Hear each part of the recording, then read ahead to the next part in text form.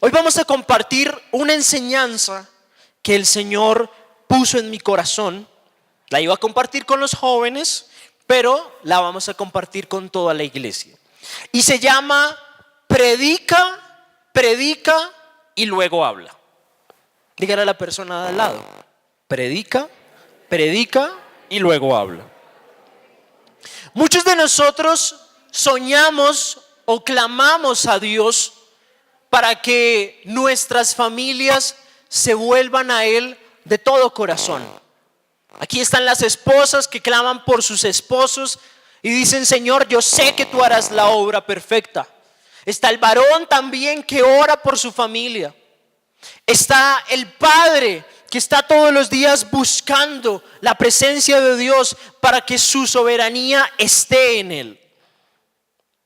Están los servidores de Dios que lo buscan íntegramente y saben que han sido llamados para creer, para predicar la palabra, para llevar ese evangelio.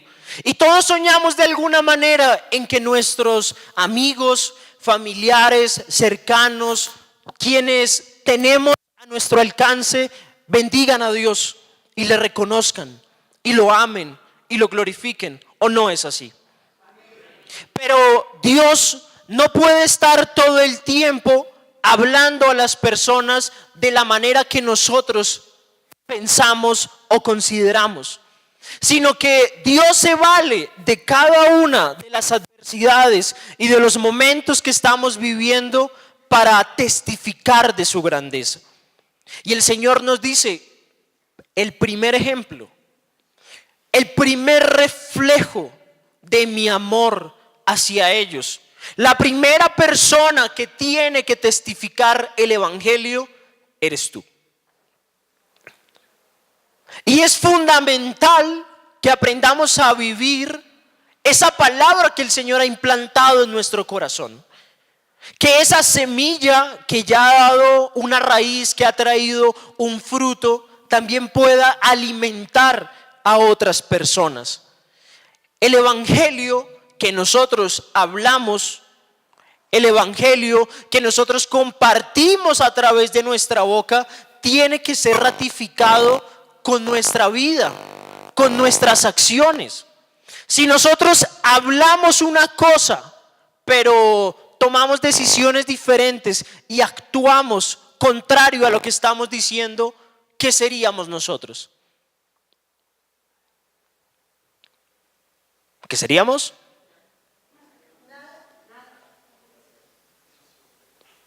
¿Cuál sería la palabra? No viviríamos en verdad, sino más bien como falsos, dicen ahí. ¿Qué otra cosa? Hipócritas. ¿Qué más? No necesariamente, pero tendríamos una vida de doble ánimo. Tendríamos una vida de apariencia. No seríamos coherentes. Decimos una cosa, pero mostramos otra. Y por eso en la vida de un hijo de Dios, lo primero tiene que reflejarse a través del testimonio, el amor de Dios. Si nosotros reflejamos esa esencia, esa gracia de Dios, pues cuando hablemos tendremos abonado todo el terreno.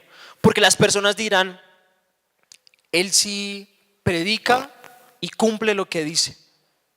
Él sí habla y tiene razón. Esa mujer es un ejemplo. Esa mujer refleja claramente sus convicciones. Muestra siempre que Dios va adelante. Habla del amor de Dios, pero también lo vive. Perdona, ayuda, está atento a la necesidad de los demás. Muestra fidelidad para con Dios. Porque a veces nosotros decimos: Señor, yo te amo y yo te honro y yo quiero que tú estés conmigo, pero cuando llega el momento de tomar decisiones que cambian el rumbo de nuestra vida, ahí sí no estamos dispuestos a tomar. Ahí no estamos dispuestos a seguir adelante, sino todo lo contrario. Si la palabra de Dios mora en nosotros de verdad, es fundamental que en cada circunstancia que nosotros vivamos podamos manifestar esa gracia de Dios. ¿Cuántos están conmigo? Entonces dígale a la persona que está a su lado: predica, predica y luego habla. Amén. Vamos a ir a la palabra, al libro de Santiago 1, 17 al 25. Amén.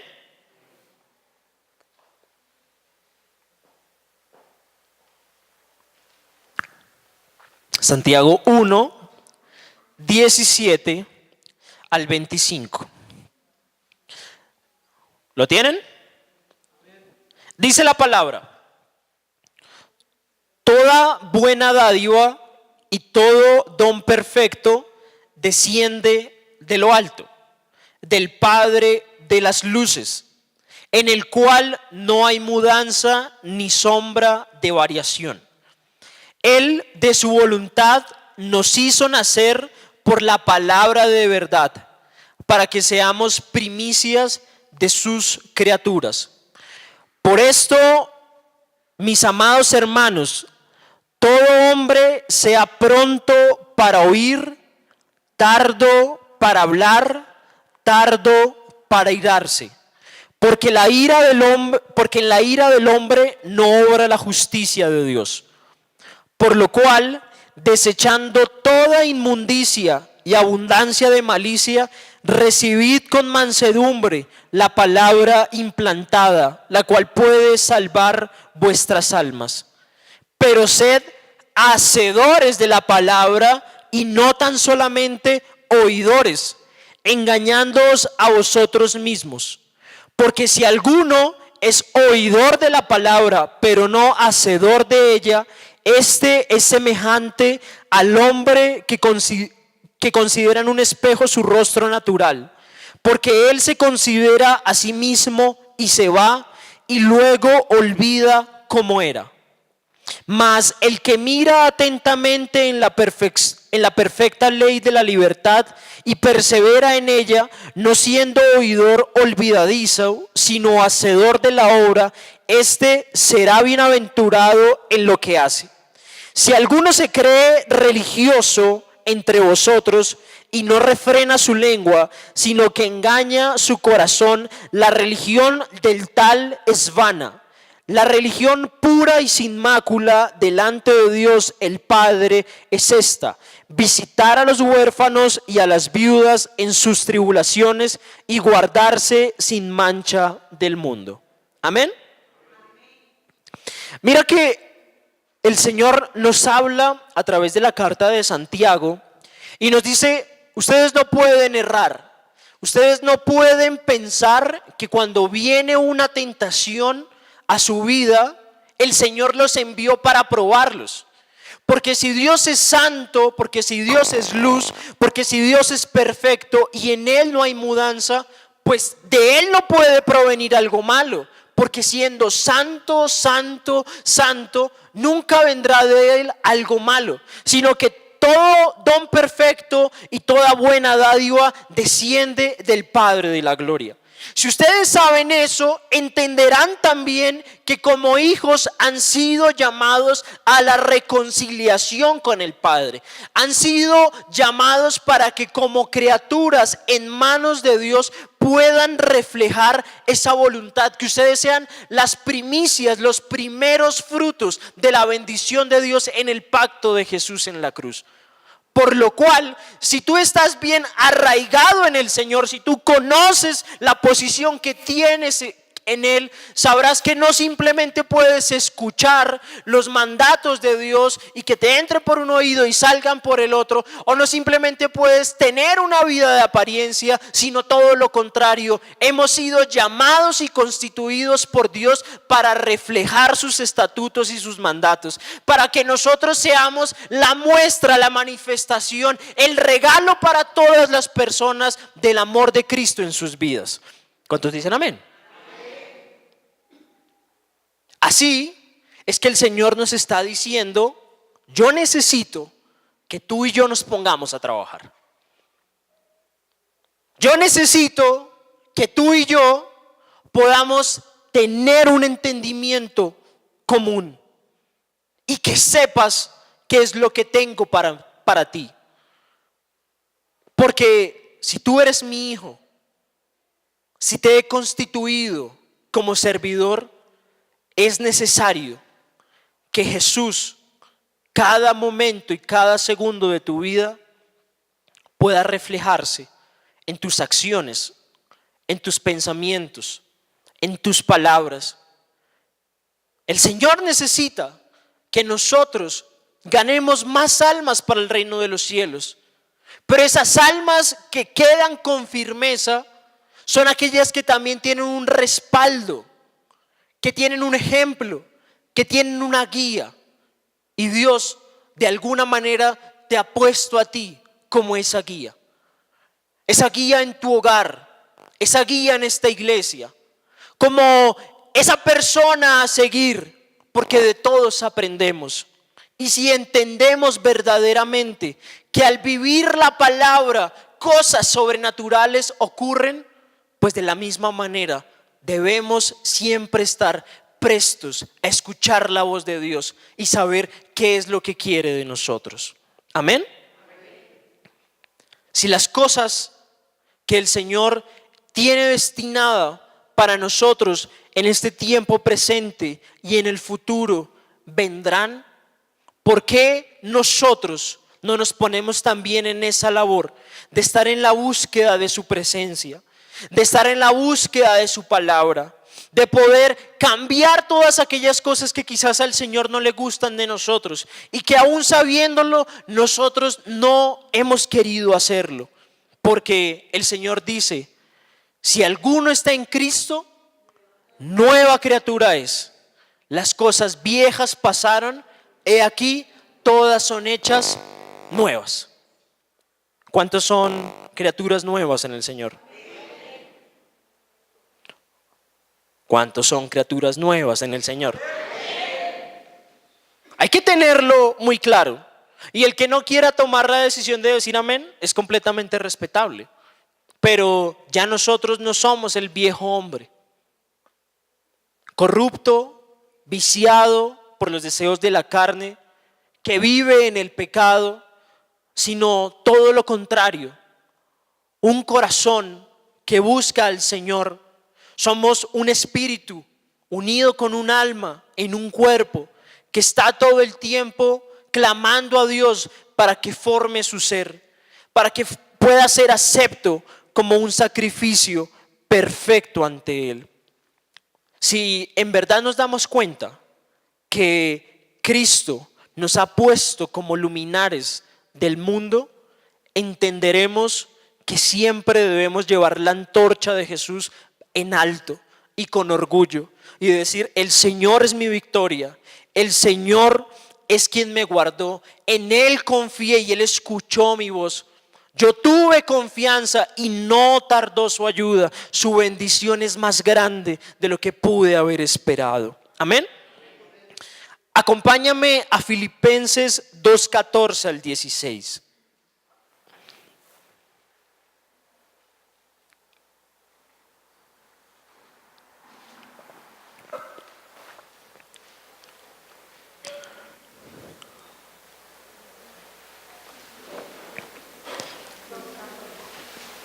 Filipenses 2:14 al 16. Dice la palabra: haced todo sin murmuraciones y contiendas, para que seáis irreprensibles y sencillos, hijos de Dios sin mancha en medio de una generación maligna y perversa, en medio de la cual resplandecéis como luminares en el mundo, asidos de la palabra de vida, para que en el día de Cristo yo pueda gloriarme de que no he corrido en vano, ni en vano he trabajado. Amén. El apóstol Pablo es muy claro en esta enseñanza y nos dice: guárdense de las palabras que ustedes usan. Tengan cuidado de que no caigan en el chisme, en la murmuración, de que no dañen la honra de nadie, de que en sus corazones no haya contienda o no se genere pelea continuamente, sino sean prudentes, sean sencillos, sean irreprensibles.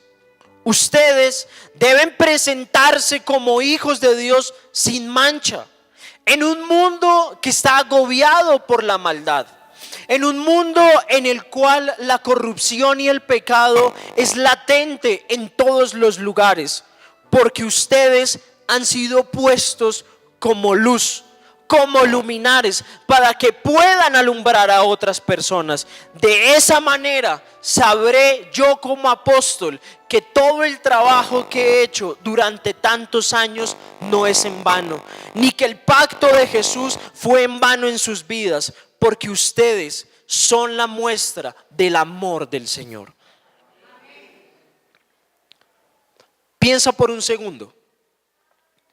Si tú eres luz en medio de las tinieblas, si el Señor te levantó como una guía, si el Señor te puso y te exaltó para que como una vasija de barro puedas transmitir a las demás personas, ¿cuál es la manera en la que Satanás va a actuar en contra tuya o frente a ti? ¿Qué hará él en tu contra? ¿Cuál es el propósito que va a tener él? La finalidad.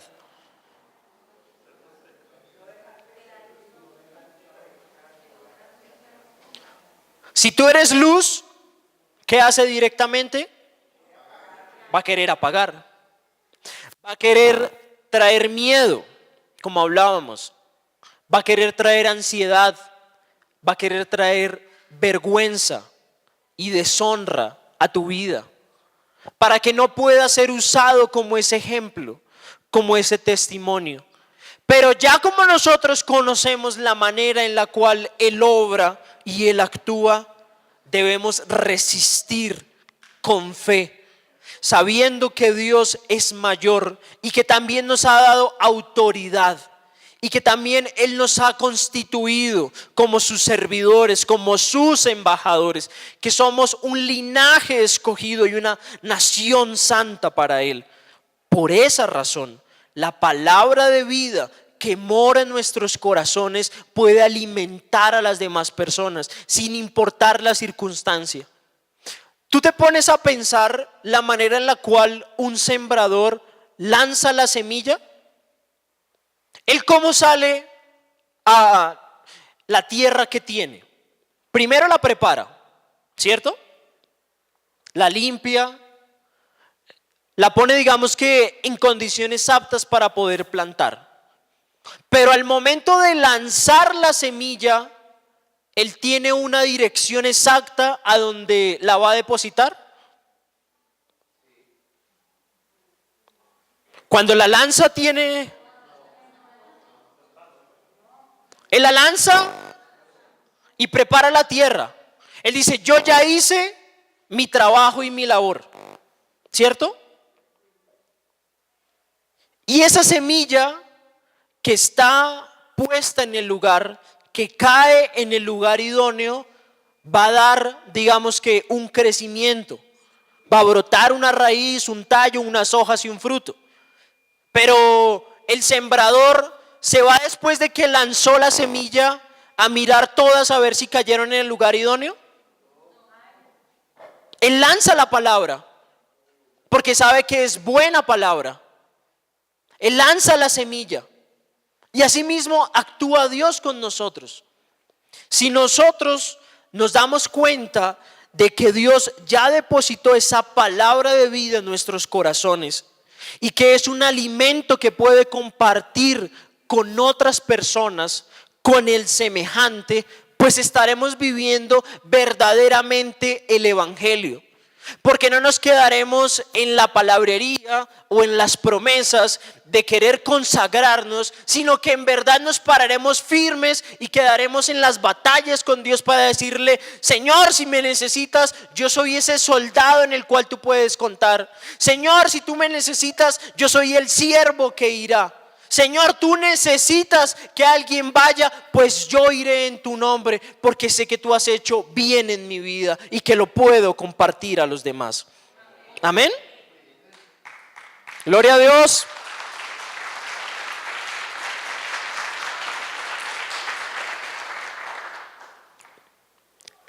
Mira lo que el apóstol Pablo también le dice a Tito en Tito 2, 6 al 8.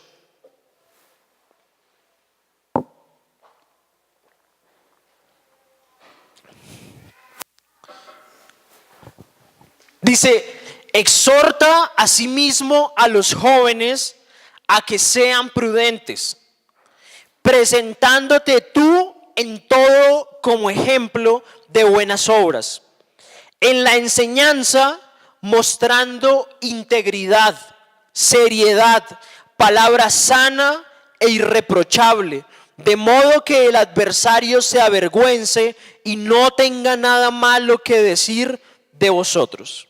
Amén.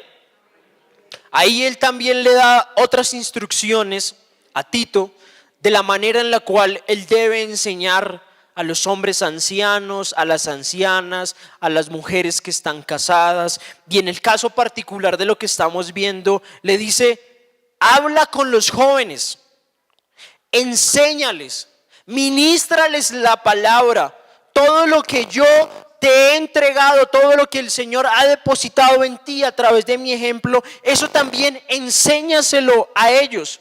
Y necesito en el nombre de Jesús que tú te presentes a ellos como un ejemplo. Necesito que seas tú una persona íntegra, seria, con una palabra sana, irreprochable, para que Satanás no ataque el propósito que Dios ha puesto en ti, y de la misma manera tú puedas constituir a otras personas. Y aquí me gustaría que tomáramos un ejemplo sencillo de la pedagogía o de la enseñanza que todos hemos tenido. Cuando un niño pequeño está creciendo, él intenta imitar a sus padres o a quienes están cercanos a él. Dice sus mismas palabras, quiere vestirse igual. En el caso de las mujeres, por ejemplo, cuando la niña va creciendo y ve cómo su mamá se pone muy linda y muy hermosa y se maquilla, ¿ella qué quiere hacer? Maquillarse. Y andan con el bolso. Ustedes han visto esas niñas que andan con bolso como a los 4 años, así, con su bolso, su cartera, su maquillaje, su labial, cosas así. Asimismo, en la enseñanza de la palabra, nosotros debemos dar ese ejemplo. Si tú ves a un pastor o a un líder que simplemente se levanta y habla y dice que el Señor nos ama y que el Señor nos bendiga, pero nunca es capaz de estar pendiente de sus ovejas, nunca usted lo ve sirviendo en el aseo de la iglesia, nunca usted lo ve presto a poder colaborar a los demás, ¿usted cree que esa palabra es verdadera? ¿No? Si usted ve un padre que le dice a su hijo, oiga, usted tiene que ser obediente, respetuoso, ser el mejor en el colegio, pero el papá no se levanta a buscar un trabajo, sino se queda siempre perezoso en su casa, ¿será una enseñanza íntegra? O de la misma manera, una mamá que quiere decir, venga, ¿por qué no vamos a la iglesia? Acompáñeme, venga al grupo de los jóvenes, le voy a presentar a muchos amigos que están allá esperándolo, pero viene de vez en cuando a la iglesia, ¿será una enseñanza íntegra? Eso es lo que el Señor quiere hablarnos a nosotros. Eso es lo que Dios está tocando en nuestros corazones. Queremos ser bendecidos, ¿cierto que sí? Queremos ser bendecidos, ¿cierto que sí? Gloria a Dios. Queremos que el Señor obre en nosotros. Queremos que Él nos escoja o nos llame a su servicio. Pero no estamos dispuestos a vivir la palabra. No estamos dispuestos a sacrificarnos. No estamos dispuestos a dar esa milla extra. No estamos dispuestos a tener que clamar por otras personas. sino nos quedamos centrados en nosotros mismos, en nuestros propósitos, en nuestros sueños, en nuestros anhelos. Pero si aún Jesús entregó su vida y murió en propiciación por todos nosotros, siendo el Hijo de Dios, siendo santo y perfecto y nunca habiendo conocido mancha de pecado, ¿por qué nosotros no podemos tomar ese mismo ejemplo del Evangelio y dar más de lo que quizás tenemos en nuestro corazón y mostrarle a Dios con fidelidad y con firmeza que queremos estar ahí con Él cuando nos necesite? Amén. Ahora hay una pregunta muy importante que todos debemos hacernos, y es: ¿cómo predicamos verdaderamente nosotros la palabra? ¿Cómo predicamos el Evangelio? ¿Qué tenemos que hacer? Porque yo te digo algo, en las decisiones más trascendentales de la vida y en los detalles más pequeños se muestra la persona y se muestra el Evangelio. En la manera en que nosotros nos comportamos, en la manera en que nosotros saludamos a otras personas, nuestro vocabulario, si somos generosos o no, si somos humildes o no, si quizás cuando nos piden una ayuda también estamos prestos para poder colaborar, o cuando tomamos las decisiones de casarnos, de formar una familia, cuando queremos comprar una casa, cuando queremos hacer un negocio. En todas esas cosas nosotros podemos predicar y nosotros podemos mostrar que el Evangelio vive en nosotros. A veces nosotros consideramos o creemos de que simplemente es cuando tenemos un tiempo para compartir con alguien y hablar del Señor y hacer la oración de fe y proclamar de alguna manera alguna palabra de bendición sobre él o sobre su familia. Pero el Evangelio va mucho más allá que eso. El Evangelio es una entrega real. El Evangelio es una muestra de que Jesús vive en nosotros. El Evangelio es sacrificio. El Evangelio es morir a nosotros, es morir a nuestros pensamientos, es morir a nuestro tiempo, es morir a todo aquello que nosotros tenemos planteado para nosotros, para que la voluntad de Dios, que es buena, agradable y perfecta, se haga en nosotros y pueda bendecir a otras personas. Amén. Entonces, ya que estamos en unas fechas tan trascendentales, vamos a hacernos una pregunta. Y es: ¿debe un cristiano celebrar el Halloween? Ay, tan juiciosos. Ahí sí estuvieran todos unísonos. Y vamos a pedirle al Señor que en esta mañana nos dé revelación. Vamos a ver un video primero y después compartimos la palabra. ¿Listo? Amén. Que tiene su origen en Estados Unidos con el fin de entretenernos. El origen de Halloween no es una fiesta inocente que tiene su origen en Estados Unidos con el fin de entretenernos. El origen de Halloween se remonta al año 300 a.C.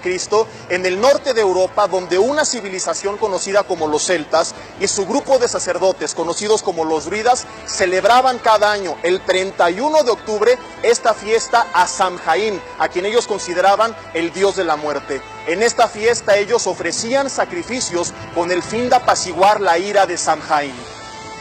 Punto número 2. Los celtas creían que esa noche el mundo físico se unía con el mundo espiritual. El resultado de ello, ellos pensaban que los espíritus malignos podían y tenían el derecho entonces de venir a dañar sus vidas y a sus familias. Es por eso que los celtas, a través de los druidas, ofrecían sacrificios a Samhain, pues pensaban que esto apaciguaría su ira y entonces serían protegidos del daño de los espíritus malignos. Punto número 3. Los druidas pasaban casa por casa pidiendo que las familias ofrecieran sacrificio para Samhain.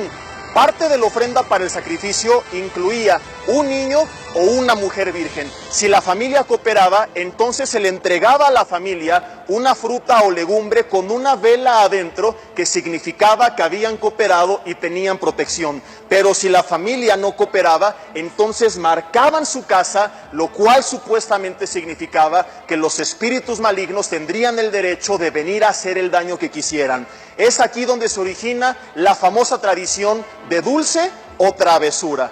Ahora te pregunto, ¿todavía quieres tu calaverita? Y continuamos con el punto número 4. La noche del 31 de octubre, los celtas se vestían o se disfrazaban con pieles de animales. Ellos creían que esto haría que los espíritus malignos les confundieran y entonces no les harían daño. De aquí viene la famosa tradición de disfrazarse cada noche de Halloween. Y como dato curioso, la palabra Halloween viene de All Hallow Even, que significa la víspera de todos los santos. Tiempo después, mediante una contracción en inglés, terminó quedando simplemente como Halloween. Y para concluir, punto número 5. Actualmente todavía existen en diferentes partes del mundo pequeños grupos de druidas y grandes grupos de satanistas que siguen cada año el 31 de octubre ofreciendo sacrificios humanos y animales a Satanás. Anton LaVey, padre y fundador del satanismo, y la Biblia satánica afirman que este día, el 31 de octubre, es un día de victoria para Satanás. Y después de haber escuchado estos 5 puntos, tú te has dado cuenta que Halloween no es una fiesta inocente con el propósito de divertirnos. Halloween tiene un origen demoníaco y actualmente sigue teniendo actividad demoníaca. De modo que cuando tú participas en Halloween de cualquier forma, estás al mismo tiempo participando en una fiesta satánica. Y cuando tus hijos participan de cualquier forma en Halloween, les estás enseñando desde pequeños que hay brujos, brujas, demonios, monstruos, fantasmas que no son tan malos. Y es por eso que desde pequeños o después en la edad adulta, ellos tienen terror nocturno, ellos tienen miedo. Algunas personas incluso escuchan voces, se les mueven cosas, pues a través de fiestas como Halloween abrimos puertas en nuestras vidas para la actividad demoníaca. Y es por eso que la Biblia dice en Efesios, no participéis de las obras de las tinieblas, sino más bien reprendedlas, porque así como existe un bien, también existe un mal. Soy Jesse Bermúdez, nos vemos hasta la próxima.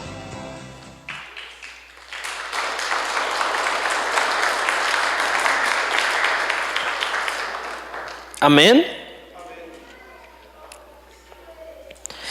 Y ya que hoy estamos hablando de la importancia de vivir la palabra, el evangelio, en los pequeños detalles y en las decisiones más trascendentales de nuestra vida, pues es importante que como iglesia también una vez más entendamos por qué nosotros debemos guardar nuestras vidas de ciertas tradiciones o costumbres que el mundo ha tomado como normal, llamándolas inocentes, y decirles que es fundamental que estemos unidos en la oración, clamando y guardando a nuestros hijos, a nuestros niños, a nuestros jóvenes, siempre delante de Dios, porque es un tiempo muy complejo y es un tiempo que espiritualmente trae secuelas, y que si nosotros no tenemos discernimiento para poder obrar y enseñar a nuestras familias y a la iglesia, podemos abrir puertas muy grandes para que el enemigo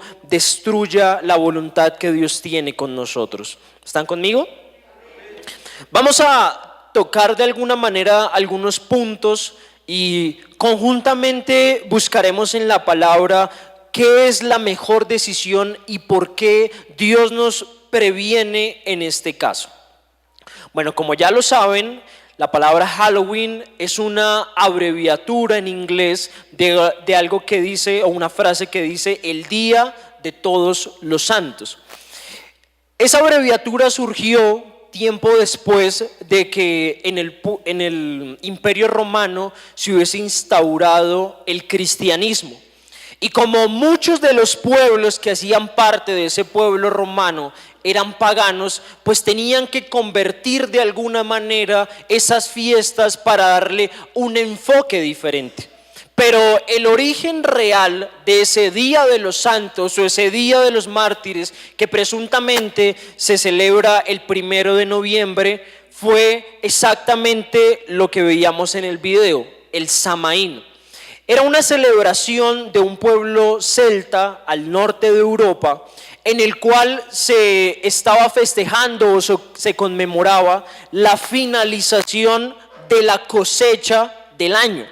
Por lo cual ellos se vestían, digamos que de una forma especial, al considerar que era un día en el cual tanto los vivos podían estar en el campo de los muertos y los muertos podían estar en el mundo o en la vida de los vivos, haciendo que las personas que hubiesen fallecido durante ese periodo pudieran ir a ese nuevo lugar. Pero ¿qué era lo que sucedía? Si esa persona había sido buena de alguna manera en su vida, pues la festejaban y le conmemoraban. Pero los trajes que ellos usaban eran para, digamos, confundir de alguna manera a esos espíritus malignos que venían, para que ellos pensaran que esas personas disfrazadas ya estaban muertas o ya hacían parte de ese mundo, digamos que paralelo. Por lo cual disfrazaban a sus niños, disfrazaban a sus familias y conmemoraban el Día de los Muertos. Ese Día de los Muertos, pues, tiene unos condimentos que se fueron cada vez, digamos que alimentando mucho más, como es el usar cosas con temas de terror, de brujería, de muerte, de calaveras. Y con el paso de los años, cuando ya se convierte, digamos que esa fiesta al Día de los Santos supuestamente, igual en Occidente, todo lo que es Estados Unidos y esta parte de Suramérica, continuó conmemorando con esa finalidad. Pero a veces nosotros decimos, no, eso no tiene nada que ver, pero el origen es muy claro. El origen tiene un propósito y tiene una finalidad.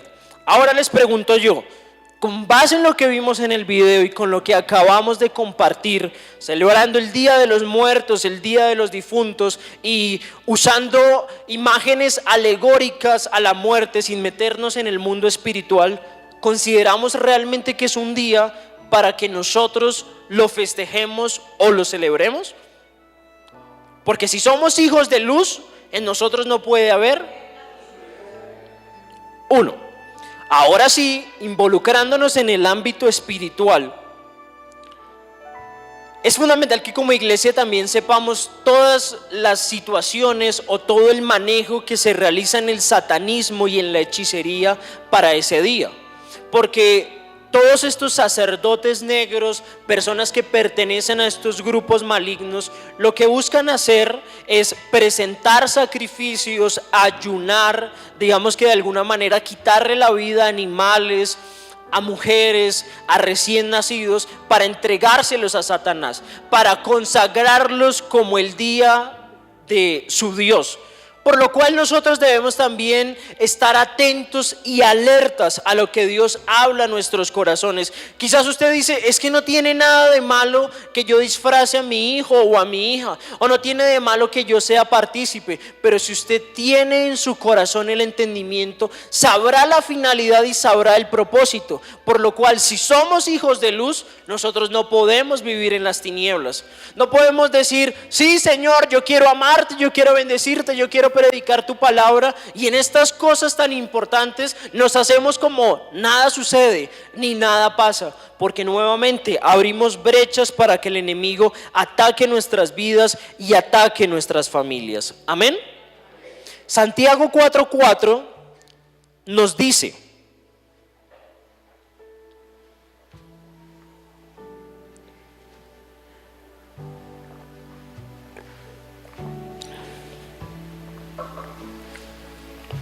oh almas adúlteras, ¿no sabéis que la amistad del mundo es enemistad contra Dios? Cualquiera pues que quiera ser amigo del mundo se constituye enemigo de Dios. Y 2 Corintios 11:14 acerca de Satanás nos dice: y no es maravilla, porque el mismo Satanás se disfraza como ángel de luz. Satanás no se nos presenta a nosotros en la tentación para llevarnos al pecado con cosas que a nosotros nos van a ahuyentar o nos van a espantar, sino todo lo contrario. Intenta de alguna manera usar cosas que nos puedan atraer, que nos puedan gustar, que en nuestro entendimiento o en lo que el mundo dice que es bueno, pues parece como normal, cuando efectivamente tiene un propósito maligno detrás de eso. Amén. Y Efesios 5, 6 al 20 nos dice, Efesios 5, 6 al 20: nadie os engañe con palabras vanas, porque por estas cosas viene la ira de Dios sobre los hijos de desobediencia. No seáis pues partícipes con ellos, porque en otro tiempo erais tinieblas, mas ahora sois luz en el Señor. Andad como hijos de luz, porque el fruto del Espíritu es en toda bondad, justicia y verdad, comprobando lo que es agradable al Señor. Y no participéis en las obras infructuosas de las tinieblas, sino más bien reprendedlas, porque vergonzoso es aún hablar de lo que ellos hacen en secreto. Mas todas las cosas, cuando son puestas en evidencia por la luz, son hechas manifiestas, porque la luz es lo que manifiesta todo. Por lo cual dice: despiértate tú que duermes, y levántate de los muertos, y te alumbrará Cristo. Mirad pues con diligencia cómo andéis, no como necios, sino como sabios, aprovechando bien el tiempo, porque los días son malos. Por tanto, no seáis insensatos, sino entendidos de cuál sea la voluntad del Señor. No os embriaguéis con vino, en el cual hay disolución. Antes bien, sed llenos del Espíritu, hablando entre vosotros con salmos, con himnos y con cánticos espirituales, cantando y alabando al Señor en vuestros corazones, dando siempre gracias por todo al Dios y Padre, en el nombre de nuestro Señor Jesucristo. Amén y amén. Dale un fuerte aplauso al Señor.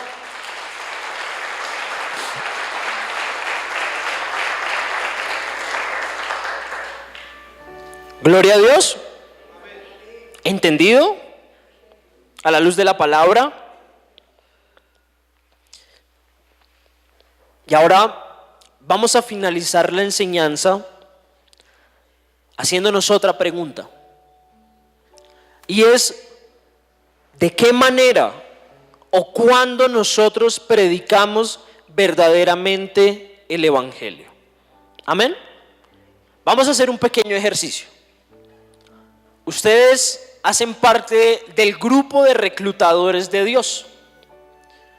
Ustedes tienen una misión, y es elegir a un pastor en la iglesia.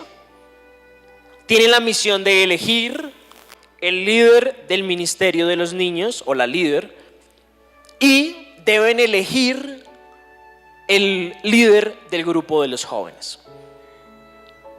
¿Sí? Entonces, ustedes van a pensar en un perfil, porque si ustedes son reclutadores, deben saber a quién van a buscar, qué persona idónea Dios va a poner en su corazón para que pueda cumplir con esas labores. ¿Sí? ¿Qué características o qué perfil le pedirían a esa persona? Fidelidad. Testimonio, que es lo que estamos hablando. ¿Qué quiere decir el testimonio? Eso que todo el mundo dice tan bonito: ay, es que el testimonio es el que habla. Pero ¿qué es el testimonio? Ok. ¿Qué otra cosa deben tener esas personas? Fidelidad, testimonio, compromiso. ¿Qué más?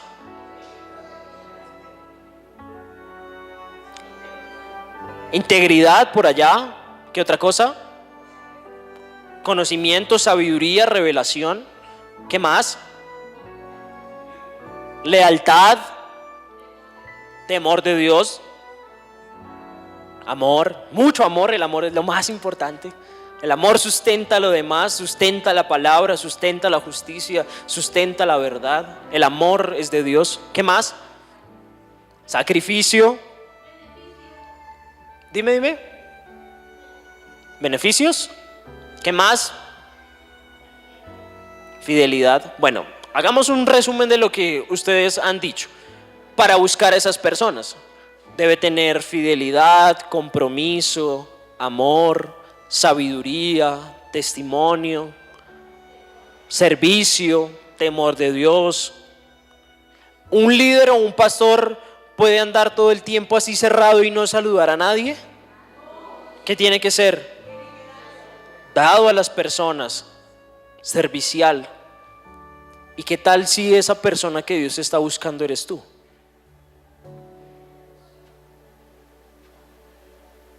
¿Te lo has preguntado? Tú estás buscando ese perfil y Dios busca ese perfil. ¿Somos nosotros esas personas idóneas para que Él pueda encomendarnos un servicio? Es un ejemplo. Porque el Señor se dijo: id por todo el mundo y predicad la palabra.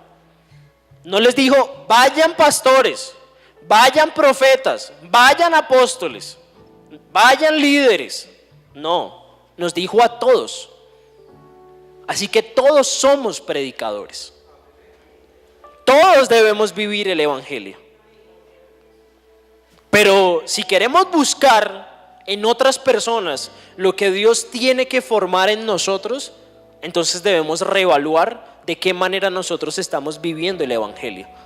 Porque queremos ser bendecidos, pero no queremos dar nuestro brazo a torcer para que el Señor pueda hacer la diferencia. Por eso yo te digo, y tú lo vas a decir conmigo: vamos a hacer la diferencia.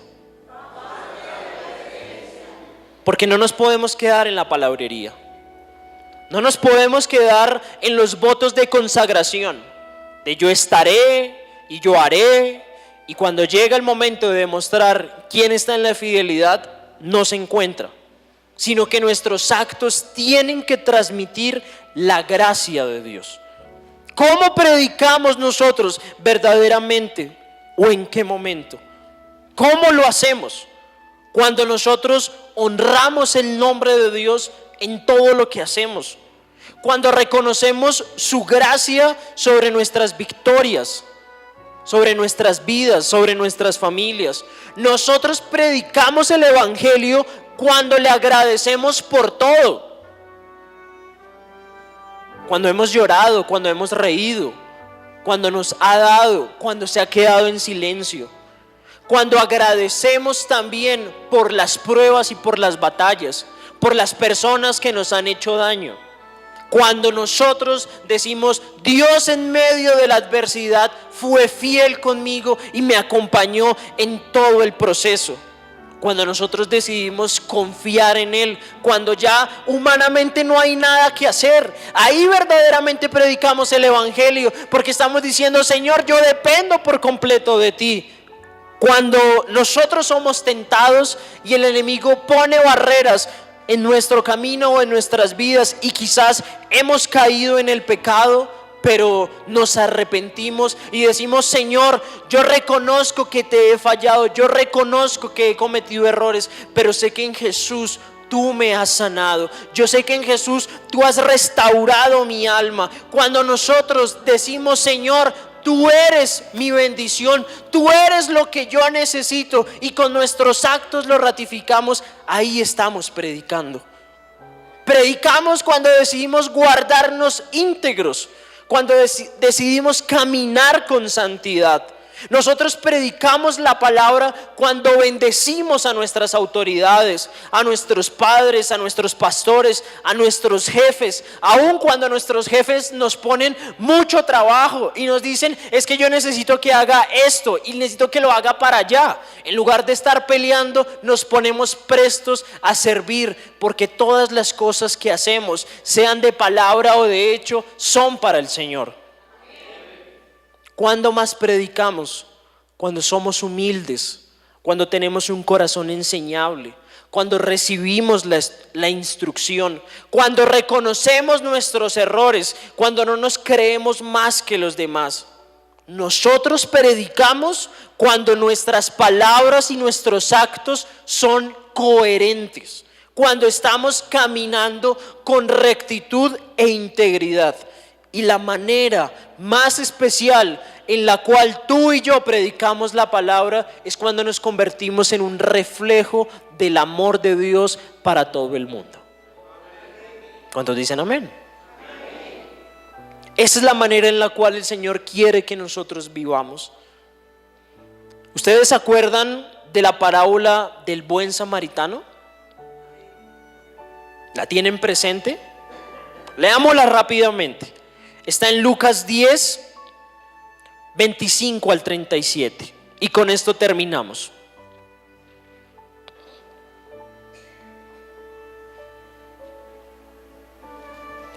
Lucas 10,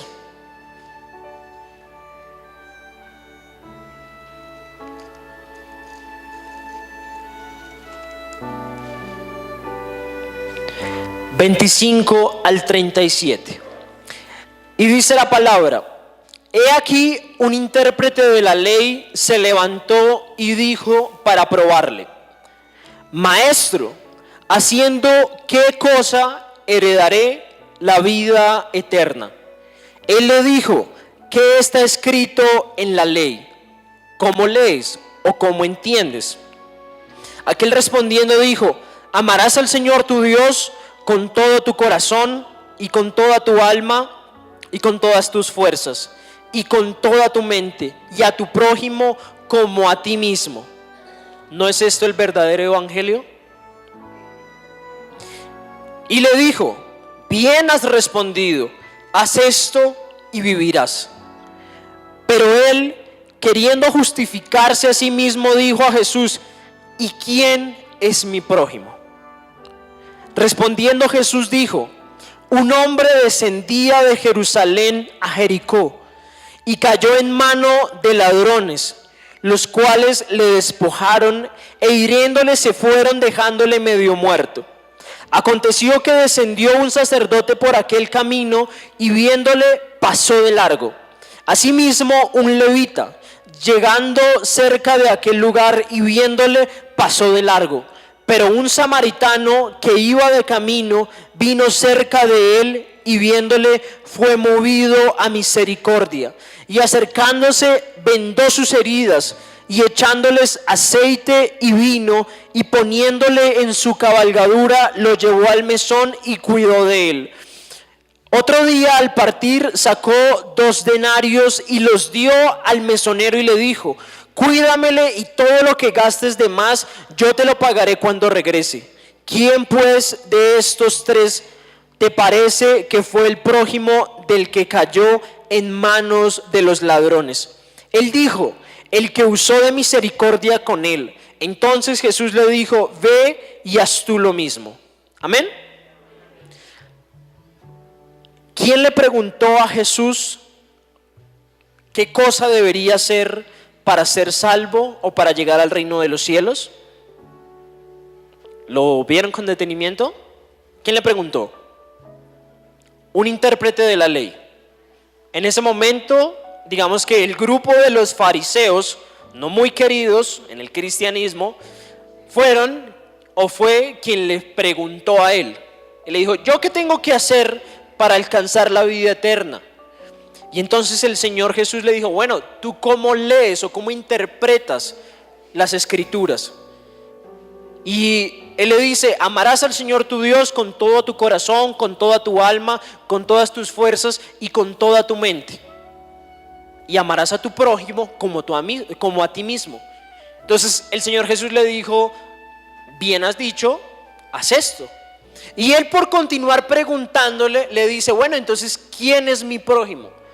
Mira que la persona que le está preguntando es de aquel grupo que presumía o decía, nosotros estamos más cercanos a Dios, porque nosotros conocemos la ley, porque nosotros sabemos cómo es que tienen que hacerse las cosas realmente. Ustedes, pueblo, no, ustedes están apartados. Somos nosotros los llamados a llevar a estas personas, a guiarlas. Pero Jesús, sabiendo lo que había en el corazón de este varón y de muchos otros fariseos, incluso escribas, les da el siguiente mensaje. Ese camino en el cual él está reflejando la parábola era un camino muy peligroso que se vivía desde Jerusalén hasta Jericó, y había un recorrido superior a los 30 kilómetros más o menos, para que ustedes se lo puedan imaginar. ¿Por qué Jesús usó la enseñanza con un sacerdote y con un levita? Porque muchos de ellos vivían en Jericó y tenían que caminar hasta Jerusalén y hacer el recorrido para poder servir en el templo. El sacerdote, si ustedes lo recuerdan, hace parte de la familia de Aarón, el hermano de Moisés, escogido desde tiempos pasados para estar siempre en el tabernáculo sirviendo en la presencia de Dios. Entonces se suponía que él conocía la ley, se supone que él conocía la enseñanza, que él podía ayudar a esa persona. Pero a pesar de que tenía esa condición de sacerdote, no se detuvo y no vio a su semejante, no quiso reflejar con sus actos lo que estaba predicando. En el caso del levita, hacía parte del grupo o de la tribu de Leví, que si bien no hacían parte directa del sacerdocio, sí estaban también en el templo, porque se acuerdan que el Señor escogió a la tribu de Leví para que estuviera en el tabernáculo. Ellos eran los ayudantes, los asistentes, los que debían estar cubriendo el templo para poder protegerlo, y tampoco lo ayudó. En cambio, el samaritano, que no era judío, que no tenía quizás el conocimiento de la ley, él sí fue movido a misericordia y le ayudó y lo sanó y lo levantó, restaurándole. Entonces, esta parábola nos ratifica lo que nosotros veníamos hablando. Si nosotros queremos mostrar verdaderamente que el amor de Dios, que su gracia, que sus mandatos están en nosotros, debemos actuar de tal manera. Debemos ser coherentes, porque eso es lo que le estaba diciendo el Señor Jesús a aquel varón.